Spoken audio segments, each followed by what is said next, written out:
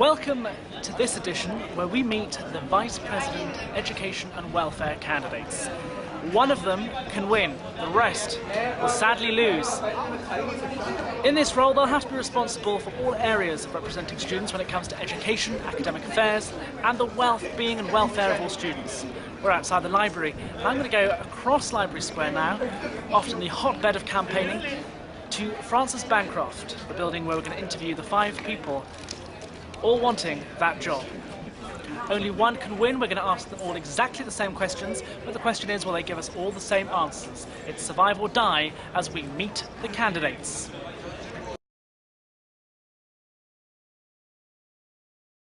Welcome, Oscar. Thank you. How are you feeling at this early stage in the campaign? It's exciting, it's a lot of fun. Yeah, no, I'm really looking forward to it. Okay, now talk me through the key features of your manifesto. The main thing is awareness. So making departments aware of the good things that other departments are doing that they're not doing. So for instance, German don't really use Blackboard, and politics have a very roundabout way of kind of submitting assessment. So kind of making departments know what they kind of should be doing. Also letting students know the services that are on offer. So for instance, we can print directly from our laptops in the library, and we can log on to a free internet Wi-Fi network that in any UK university, or North American university, or Australian university, with our Queen Mary login details, and a whole list of other things that we do that no one knows about. So mainly it is awareness. Well, I said it, you could print up on laptops and that for your own laptop in the library. And then we talk about one other area that I'm asking actually all candidates in all categories, and that is the issue of higher education finance. That's yes. An issue which obviously has dominated the landscape this year, but will also dominate the landscape next year. What stance would you be taking as a candidate in representing students here at QM? The principal, we had a meeting the other day with the principal, and he was saying that our block grant for teaching is going to be cut by 80%.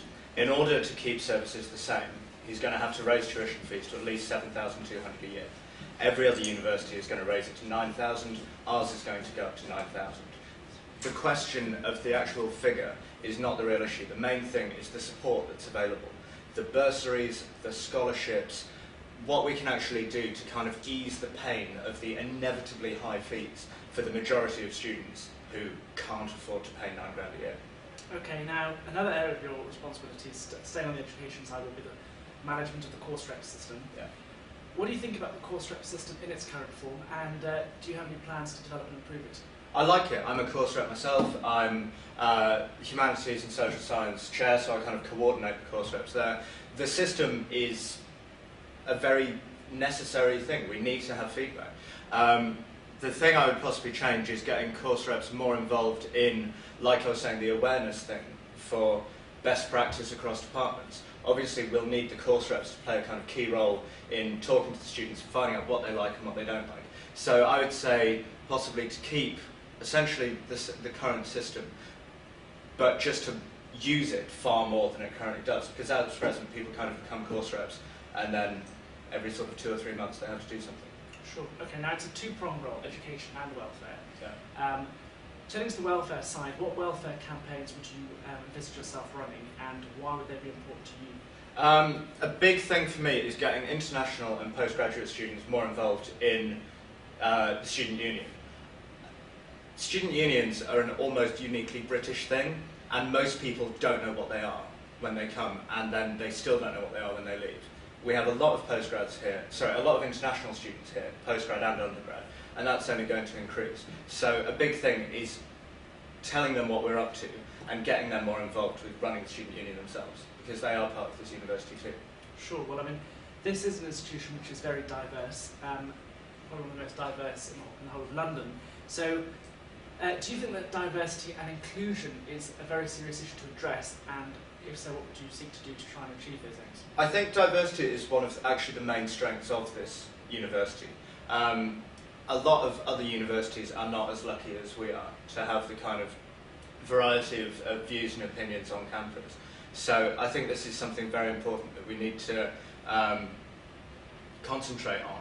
I would suggest possibly trying to get people more involved with sports and activities. Obviously, the kind of drink-centric social culture doesn't work for everyone.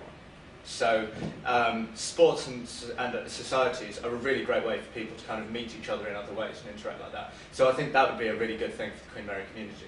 Okay, moving on to our final question. A recurring qualm of students at the moment seems to be, and certainly it was expressed at the Principal's Open meeting this week, was the decreasing contact hours, all areas of the changing face of the university experience generally, so contact hours, decreasing, lack of resources in the library, and space, all those sorts of things. What solutions do you think are appropriate to advocate in seeking to serve the interests of students after their best quality education they can get? The contact hours thing is a difficult issue because if you look at sort of postgraduate, they have 20, 25 hours a week of contact time, including lectures. But they also have to do the same amount of reading that we have to do. And that's why a master's is a full-time thing. And you can't have a part-time job, and you just concentrate on that. So I think requiring people to come in for more than the current 8 hours, as well as the sort of 8, 9 hours of reading they're meant to do for every one of their 4 modules all at once, is kind of unrealistic. The thing I would say is the university should better publicise the lectures that are going on, because if you're studying one aspect, if you're doing, for instance, international relations, you can't go to all of the lectures that you want to go to because you can only enrol on 4 modules. So we should encourage people to go to different lectures. They're going on anyway. In the 3rd year, they're undersubscribed. They're in large lecture theatres with lots of space at the back, and they are a fantastic resource that's going to waste. So I think the university should really encourage people to go along to lectures and things that they're interested in, rather than just enrolled in. Sure. Oscar Williamson, thank you very much. Thank you very much. Thank you for coming to meet the candidates. Now, how are you at this very early stage in the campaign? How are you feeling? I'm feeling good. I'm really excited to get started tomorrow in my campaign and stuff. So yeah. Okay. Now, talk me through the key areas of your manifesto. Okay. What to do with education or welfare? The whole thing. The whole thing. Yeah. Well, I've got a couple of ideas. I spoke to a few students to see what they would, like to change in the university and stuff. One of the things I found is that there's a lot of resources on campus, but it's sometimes a bit hard to access it. So I want to sort of be part of that, just kind of getting all of it together and actually just present to the student in a really student-friendly way. Things like, just services, learning support units, math support, just general things that they might need their course, and just sort of helping them know that it's there. What makes you think you're a unique and distinct candidate? I think that's a good question. Thank you very much.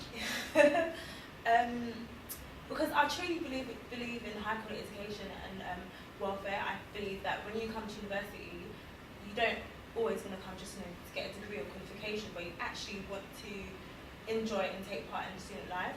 So I think that knowing different people and knowing what they kind of need, I believe that I can sort of bridge that gap and be able to voice students' opinions. And I know quite a few things as well. I was I did PASS, which is a peer assisted study support mentor, things like that. I was a student ambassador, so I feel like I do have first-hand experience of what students deal with. So for the undergrads and the people just coming to university, I believe that I already have sort of a head start. Okay. To take it further. Now, there's one clear issue which has dominated the particularly the student political agenda this year, and that has been higher education finance. Yeah. And it's unlikely to be any different next year. So, what is your stance going to be on the issue of tuition fees in terms of lobbying the college and in terms of representing students at Queen Mary? What I would encourage is more financial advisors. I think that's really important. Obviously, you can't do anything, so like tuition fees and stuff, but we can actually put things in place such as funding or scholarships and different things like that, because there's certain careers that can only take certain qualification degrees. So I think higher education should be accessible for all. So I would sort of advise more financial aid, just people you can talk to, and just sort of ways of getting around the system, I guess. Now, you mentioned that you were on the PASS system, PASS, Peer Assisted Support System, is that right? you'll be aware also of the course rep system, and that is Yeah. going to be a huge part of your role, kind of managing that. It's an ever-evolving process. Now, what plans do you have to develop and improve that system? One of the ideas I was considering was actually doing reviews on your modules, getting feedback on sort of your work, because I find that, you know, being a student myself, being a final year, sometimes you do hand a piece of work and you don't get it back to the end of the semester, which doesn't really help if you're trying to improve. So what I would strongly encourage is sort of more feedback, more reviews, talking to different lecturers as well about the assessment methods, seeing how students feel about it, and seeing if the ways it can be improved. And, you know, because I'm doing, you know, biology psychology, I get to see a clear difference between two styles of teaching with a smaller group of people and a big group. And I think it would be good to have sort of what I've got from psychology, having a more, you know, like group of 20, and sort of having that large scale. So definitely more feedback. Now, we've talked obviously about education. Let's talk now about welfare, that sort of side of the role. What welfare campaigns would you like to conduct if you win, and why are these campaigns important to you?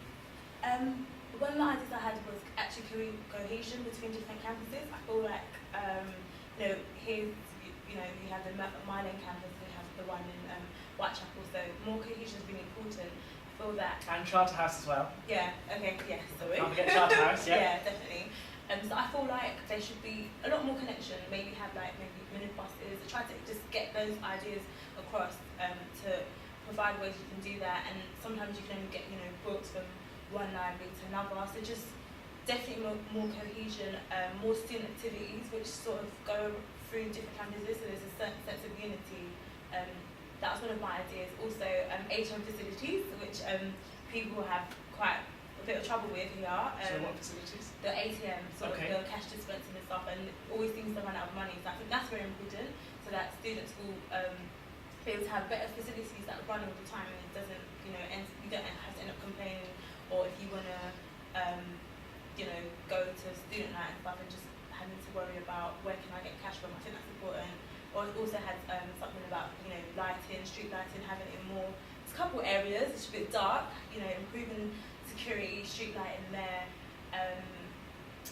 Yeah, generally things like that. And equal opportunities, I think, are very important for international students, students with disabilities and stuff. So I feel like everyone should be able to get quality out of being at university. Sure. Okay. Now, in a large, diverse university, which Queen Mary very obviously is, do you think that diversity and inclusion is a serious issue to address here?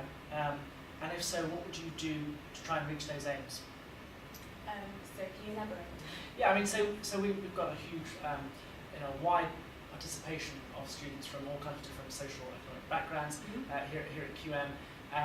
Do you think that it is a place of social cohesion? Or do you think that there's more to be done to address diversity and inclusion to make people feel more, you know, a part of the institution? Yeah, definitely. I think definitely more can be done. And if so, sorry to interrupt you. If so, what? Because we're going to the second part of the question. What should be done? Yeah. Even looking at different societies and clubs, but definitely think there can be a lot more, you know, unified events and stuff. I know that residences, I'm a student as well, so I know that residences have a lot of things going on as well, but it would be really nice just to sort of have it in residences, but sort of expand it out as well, getting a lot of people involved, and also, you know, working with local community could be really important. If you're able to sort of work with the local community, then you'll be able to deal with certain issues such as, you know, just things like security and, you know, what you should look out for, just sort of having a more safe environment, because we're very, very close to, you know, the city and just to communities. So I'd probably say that, definitely. Okay, so one final question for you. Yeah. A recurring qualm expressed by students, most recently at the principals meeting that was held this week, was that, you know, there's a changing face in terms of the university experience, whether it be the lack of contact hours people get, whether it be decreased resources in the library space there, whatever it might be. What solutions do you think are appropriate to advocate in seeking to serve the interests of students in your apprenticeship with regards to this? Yeah, I definitely see that as an issue, having enough resources. sorry. Can you repeat the question again? What do you intend to do in terms of dealing with the changing face of education, the decreased contact hours, the strained pressure on the library and so on? How will you try to advocate students' rights on that? Okay, one of the things I was thinking about was having sort of a library book search. I've been told, I don't know if it's true, but I've been told that a lot of people sort of hide books away because they don't get access to them easily, so they put it in a totally different place, no one can get to it, and then you're trying to get the book out and it's never there. So I think that would be really good to have a day, or not even a day, but just regularly have a book search to find all the books that are actually missing or got lost, and actually just make sure that they're there. I definitely think that, you know, because we work really close with you know, NUS and things like that, I think it's important to also remember that people are students as well. So buying books is expensive, all these resources are expensive. So I'll probably say, you know, have a campus be a really, really good site to actually get your resources in, and so you don't have to really look elsewhere. And if you do need to look elsewhere, then they can sort of go in the right direction. Okay. Juliet and Matteo, thank you for joining us. Thank you. Scott, thank you for joining us. Okay. And how are you feeling at this early stage in the campaign? Terrified but determined. It's now happening, so I'm just going to deal with it head on. Okay. Now, talk me through the key features of your manifesto.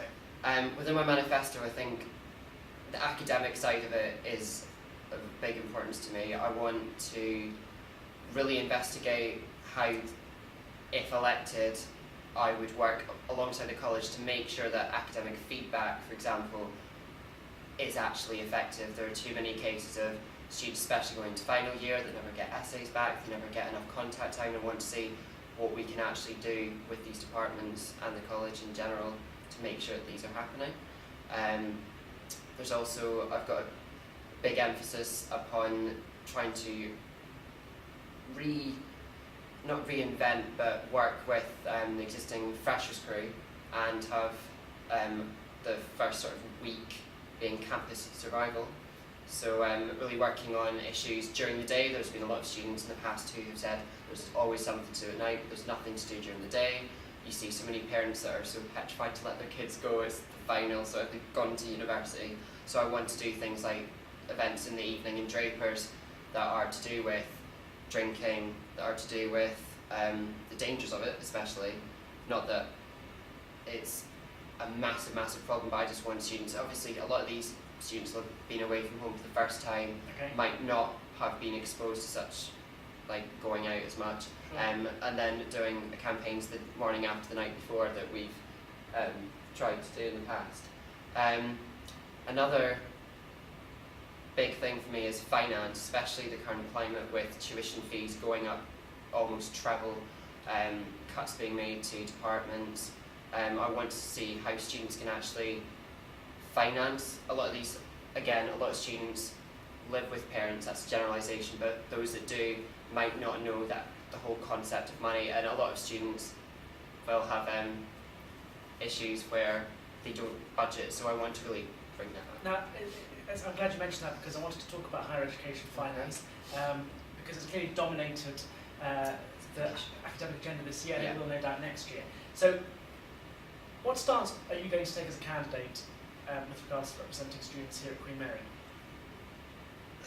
There's a lot of discussion about fighting against the cuts, fighting against the rising tuition fees, and as much as I do agree with that, we should take a stance. I think perhaps as a union we should be looking at, well, if the college are going to treble fees or even raise them to a certain level, we need to start investigating, well, what are students actually going to get for that education. Although we have the student finance where they don't pay it until they've graduated and they have a certain salary, I think we really need to interrogate how effective that is. I mean, we've got all these different things, and students have so many demands that they have to meet.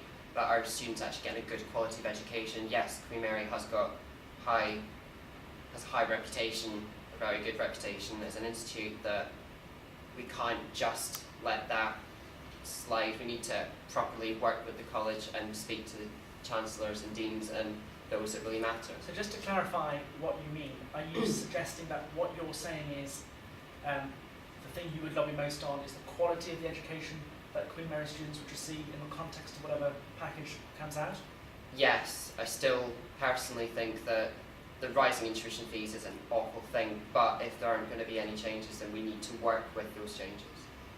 Okay. Now, one of your responsibilities, changing tack now completely, is going to be responsible for the course reps system, which is an ever-evolving process. What plans do you have to develop and improve it in your premiership? Well, I was a course rep in my first year. I sat on the Students' Athletic Committee and on the board for drama. I've been thinking about this quite a lot, and there's a scheme that exists in other institutions where they have a you ask, we did. So I want to really forcibly makes course reps visible, because there are a lot of departments where students still don't know who their course reps are. That'll obviously be something to worked upon in Freshers Week when we try and get people to sign up for the elections.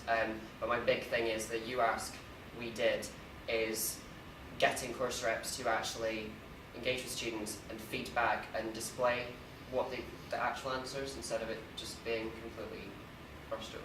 More accountability. Yeah. Okay. Now, we've talked already about welfare campaigns that you feel very strongly about. You talked quite a lot about that earlier on. What, very briefly, if you would, welfare campaigns would be your key priorities? Maybe your top 2 or 3. Which ones? The campus survival would definitely be a big thing that I want to roll out, not just in Freshers, but over the course of the year. Okay. And second, I would try and do more with equality and diversity, and really celebrating Queen Mary as a community, and trying to get as much vibrancy on campus and into like participation. Queen Mary is a large and diverse university. Yeah. Can I just pin you down on how you would wish to celebrate and act on the serious issue of diversity and inclusion at Queen Mary?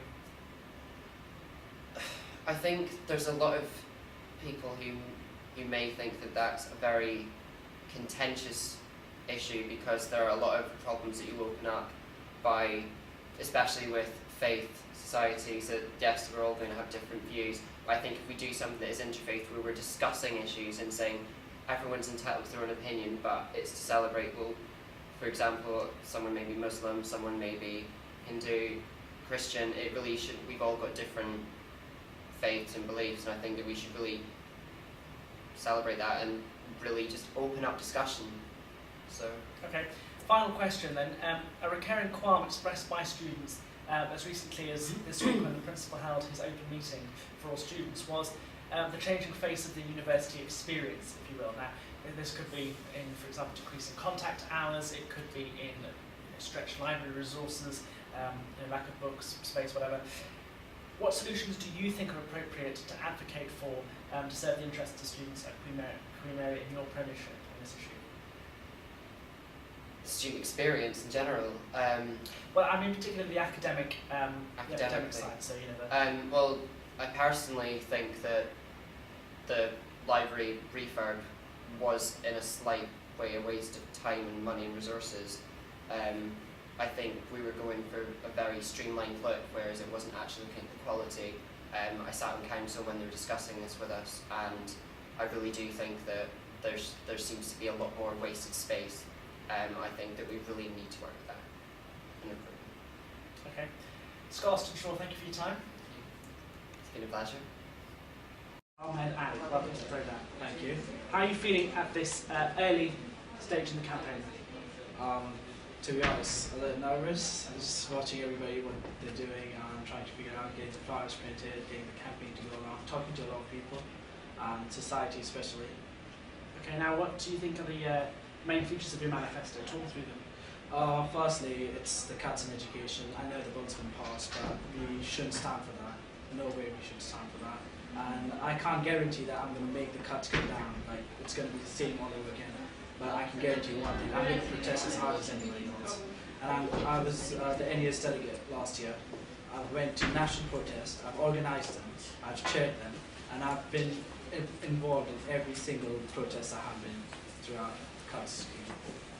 So it's going to be massive. Secondly, for Queen Mary students, loads of people don't know about the dyslexia services or the course shop system or this advice and counselling and stuff like that. So I'm going to have an awareness week for Queen Mary students so that they know what the services are provided to them by Queen Mary, and so that like life at Queen Mary becomes easier for them. Okay, now, what do you think makes you a uniquely distinct candidate? I think one of my policies is the buddy system. That's in use in corporations like KPMG, Deloitte, PwC. What's it called, sorry? The buddy system. Buddy system, okay, yeah. So it's basically, you get a buddy when you join the organization. It's going to be the same way we take second and third year volunteers to be buddies, and when the first years come along, they have a chance to meet them, to talk to them, like be friends with them, just take their mobile number, be on Facebook with them and stuff like that. I live with first year this year, so they ask me, oh, where should we go out clubbing today? Or where should we do this? Or where, like, who should we talk to if we caught for plagiarism? Or who should we do that? So somebody who's been through all of that, had the experience, would be the best guide, I believe. Now, higher education finances are dominating the student political landscape this year, and it's only going to continue into the next if you win a premiership. Now, therefore, what stance are you taking as a candidate with regards to representing students at QM? At QM, I've met around about, from 16,000 students at Queen Mary, I've met around about 8,000 to 9,000 students who are on loan. The loan that is through the previous system, that the loan hasn't been passed through. So they're paying 3,000 odd fees for the tuition fees for the entire year, and the loan's the same way. And if it goes down to 6,000, out of those, 90% of the students told me they won't be able to afford to come to university. So that is a big figure. Imagine not having higher education, not having a good job. It's going to affect the society overall, not just in the education sector. One of your responsibilities is going through the course rep system. Now, what do you think about the course rep system in its current form, and what plans do you have for developing and improving it? I'll tell you something. I was a course rep in my first year. I was in maths, first year maths and second year maths as well. Okay. The whole problem with the course rep system is students don't know who their course rep is. So if you don't know who your course rep is, you can't complain about the stuff that you have, the lectures, everything. Secondly, there's no evidence on the website, department website, who the course rep for the first year is, who the second year is. So what I'll do is make sure if the course reps get elected, he goes up on the website, his details are on there, his picture is on there, so that people know who their course rep is, because everybody goes to the department website. Sure. And then the Queen Mary, the SU should be responsible to be training them, so that they are communicating with students on a daily basis. Make sure their attendance is good, so that they are in classes, and they make sure that they are attending all those lectures the students are attending, so that they have an idea of what's going on. Well, just to clarify, when you say they're not on the website, which website are you referring to? The department website. Okay. Like the maths department has a different website than the geography department, so the course rep for the geography department should be on the geography department website, and the maths department should be on the maths department. Turning from education to welfare, which would be the other part of your role to win this position, what welfare campaigns would you like to conduct if you win, and why would they be important to you? I think the most important welfare campaign is, firstly, the awareness week has to be important, because Awareness week on has next year about advice and counselling, because that basically includes everything. We have such a good system of advice and counselling here at Queen Mary, but nobody uses it. Nobody knows about it. Like I was in my second year, I had a slight problem with my exams. I got a little depressed. My advisor forwarded me to the advice and counselling. They helped me out. People who have financial issues can be helped out there. People who have alcoholic health issues, anything can help out there. There's a doctor in uni people don't know about. They register to it, just don't end up going to it. Sure. All right. So that would be your main welfare campaign. Now, in a large diverse university such as Queen Mary, do you think that diversity and inclusion is a serious issue to address, and if so, what do you plan to do about it? It is a serious issue. I think if you look at Queen Mary, it's got a large number of international students, and besides that, the people from ethnic backgrounds are so varied. That was one of my reasons to come to Queen Mary, to be honest, in the first place. Diversity would be, like the SU should have, we have the black officer, we have the officer for gays, lesbians, LGBT, yeah. And then we have different that format. So make sure those people are interacting with the ethnic minorities, so that we get feedback from them, what's going on, what are their problems. And that is how the system should work. It should be a two-way communication, not just a one-way, when you go to SU and you don't get a feedback on that. Okay. Final question, a recurring qualm that's been expressed by students as recently as this week's principal's open meeting has been the change in face of the university experience, if you will. So, for example, contact hours being decreased, strained library resources, and so on. What solutions do you think are appropriate to advocate in seeking to serve the interests of students that are after the best quality education? The best quality education. There are going to be cuts proposed, so we have to. Firstly, it's not the university fault. They're not the one cutting down the cost. It's coming from the government. So you can't blame the university for doing that. But we have to make the most of what we have over here at Queen Mary. Now people say 24-hour library, and I spoke to the director of the library, Eva, and she told me it takes around about like between September to January, February, not during exam times. The library between 1 to 4 has been used by like 4 students, and the cost of keeping the library open that long is £5,000. Sure. Yeah. So if that amount of money could be reinvested in the library for better books, better resources, Well, hang on, would be just, better. just to clarify, the library is not open until some point in March. But I'm like, if you're campaigning against library being 24 hours open for better education, you should look at the cost of keeping it open. You should have to be rational, because if the cuts come in, you have to make sure, you have to prioritize where you have to spend that money. So you would lobby for it to be spent? I'll make sure that a survey is conducted in the library. We open it for a certain amount of time. We know the amount of students who use the library between the hours that have been extended open, Right. and then we do a survey through that. Make sure the cost and the amount of students using it is proportionate. It's beneficial for the students to use it. Otherwise, we could, if that same amount of money could be put somewhere else and students benefit more from that, we should do that. I just want to clarify one thing here, because the library is during the exam period open 24/7, Yeah. not at any other time. No, not Therefore, the money is not being spent to have it open 24/7 Yeah. in the times of sort of the main semester A and part of B. So you can't take the money out of what's not currently being spent. No, on something else. I'm not saying that. Okay. I'm not arguing that. I'm like, people do want to open at 24 hours, Right. and that could be an option if the library be used, but it's not being used. Okay. Yeah. But about other stuff like funding that goes to, basically we had you could in the maths part you could mentor second year students, so you could basically take classes for first years, and you have to get a first in that module to be able to teach them. And we do it a lot more cheaper than the PhD students do it. Okay, well that's it, we're out of time. Thank you very much for joining us. All right. Ahmed Ali.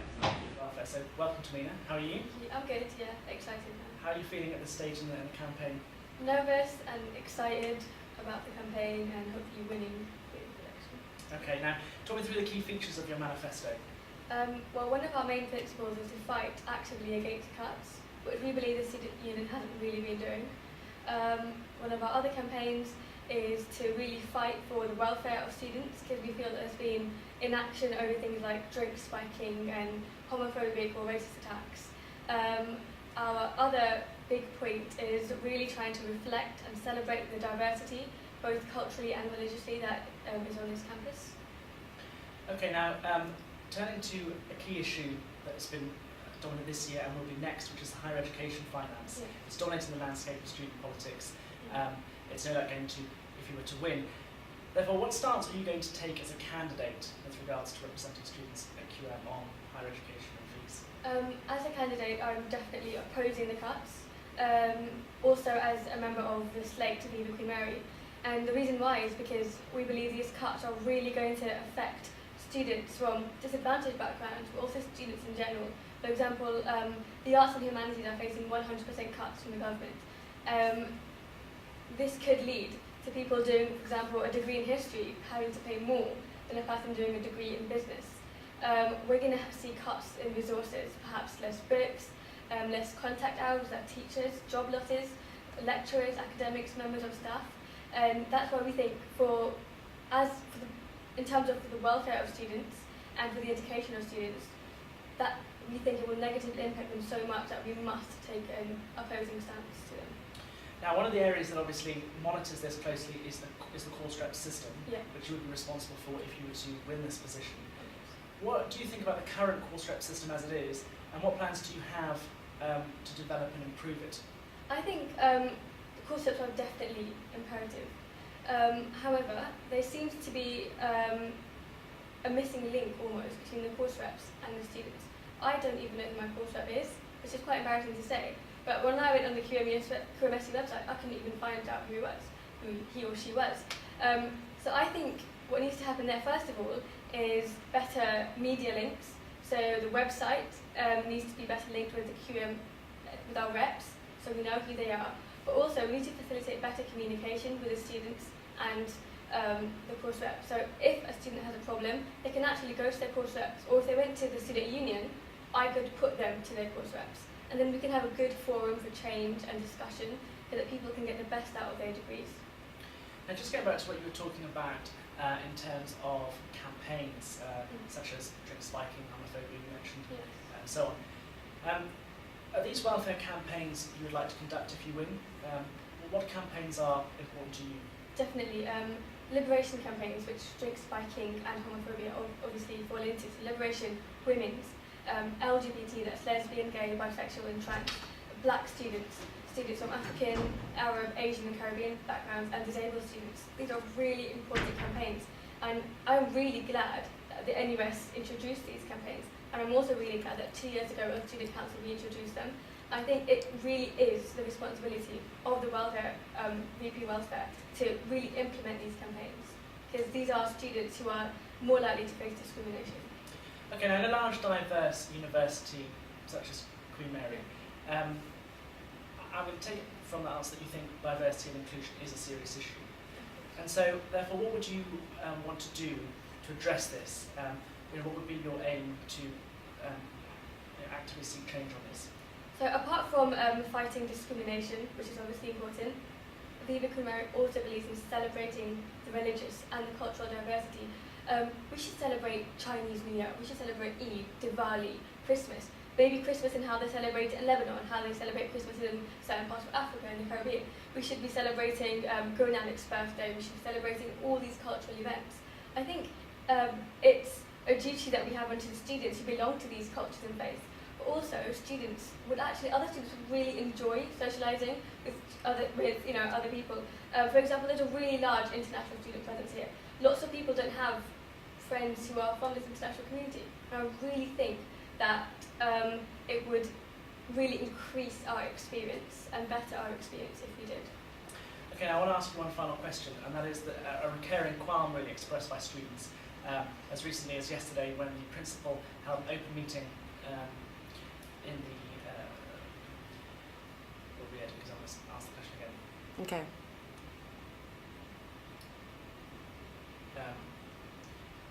Go for it. I want to ask you one last final question. I want to ask you one final question, and that is a recurring qualm expressed by students as recently as this week when the principal held an open meeting, and he was talking about the change in face of the university experience with, for example, decreasing contact hours, strained library conditions, whether that be lack of resources, books, space, and so on. So what solutions do you think are appropriate to advocate in seeking to serve the interests of students for the best quality education if you're to win as well? I was at the meeting and I raised one of those points because I'm quite disgusted really that principal can say, you might have less personal contact hours, but you can email them at 2 o'clock in the morning, because that really reduces education to the internet. I mean, I'm in my 3rd year studying history, and I only have 4 hours of contact hours a week, and I think that really is ridiculous, given that I'm paying $3.5 grand. And I really enjoy lectures and really enjoy seminars and the discussion I have with lecturers and students. I think to prevent this matter going even further, we need to really campaign to make sure we don't see job losses amongst our academics, that we don't see a reduction in contact hours as a result of the budget cuts. We can't let the financial situation affect our education experience. But also, again, importantly, working with the course reps, so creating a system whereby the course reps can really tell what the students who belong in the course are thinking, what's the general view that's being talked about in, for example, in the business or in engineering departments. So yeah, understanding what the issues are and then fighting them actively. Okay. Tamina Bax, thank you for joining us. Thank you for having me.